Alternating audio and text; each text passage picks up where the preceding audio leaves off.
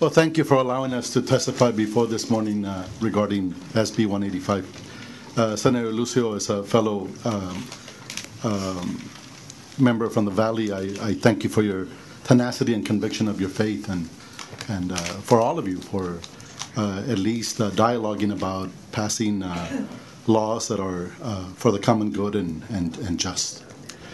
2 years ago, about 30 individuals, including myself, we were invited from the border states of Arizona, California, New Mexico, and Texas.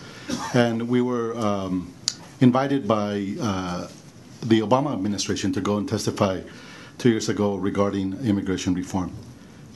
We met at the Truman Building next to the White House, and of all the rooms, the Indian Treaty Room, to testify to the reality of the need to look at immigration reform.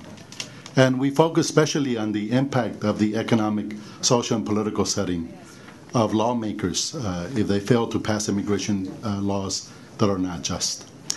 And today we sit here in Austin to look at Senate Bill 185, which we can say would ultimately punish municipalities and other local governments if they adopt policies that forbid their peace officers from enforcing federal immigration laws. In a statement from the Texas Catholic Conference, we read that municipalities have the right to direct local law enforcement to meet community needs for crime protection, and often do so with very limited resources. Communities' needs should not be circumvented by the dictates of Austin or Washington.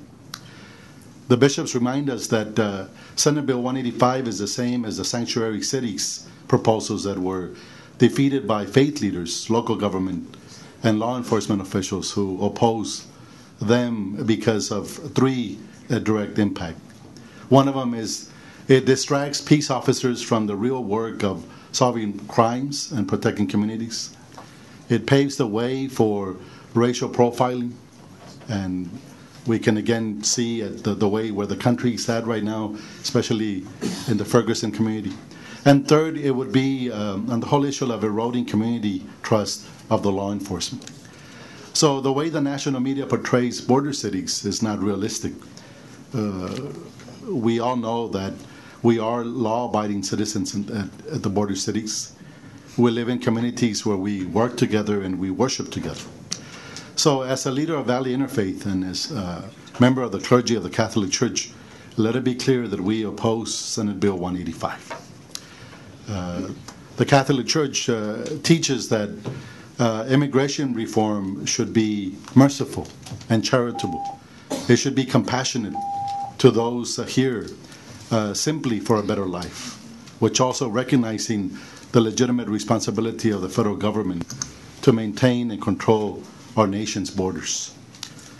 I ask you to please make sure that these laws promote and respect the gift of life, of the immigrant, and the common good of all, and human dignity. And allow me just one paragraph from the Chief of Police from Orlando Rodriguez from Brownsville.